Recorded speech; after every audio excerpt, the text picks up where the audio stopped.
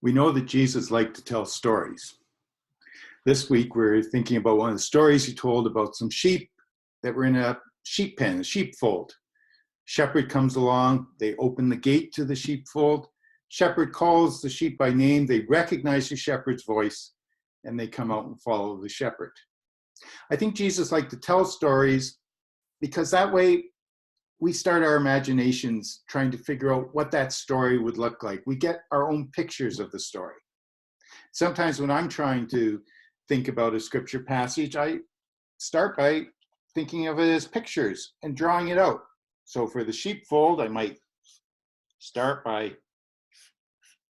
drawing a sheepfold where the sheep are kept, with a gate on it. Let's put some sheep in there. And then along comes the shepherd. So we've got the sheepfold again. But now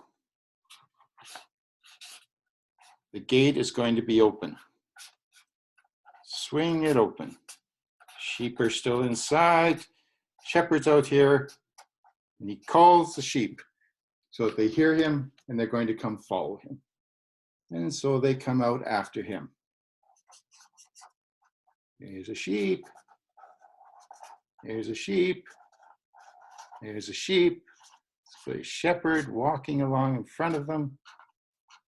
The shepherd's crutch. It's give him a few clothes. So there he is with the sheep following him. Now I think it's great to use our imaginations to draw. I like to draw lots of times. In fact, I have a book that's called 642 Things You Can Draw, and it gives you lists of various things, and then you can draw them, like a panda bear or a mime. One of my favorites, synchronized swimming. I use Bert and Ernie for that one. So I'm going to off this week suggest that you try to do some drawing. Maybe you want to make a list of 2-3 things and then try to draw them, or have somebody in your household make a list of 2 or 3 things. Or if you want, there's a link after this to illustrated ministry pages. And there's some coloring pages on there, so there's some drawing pages. They even ask you to finish drawing a sheep for them. So you can do that as a way of our imaginations thinking about the ways that God acts in our world. And then if you'd like, you can share them with us.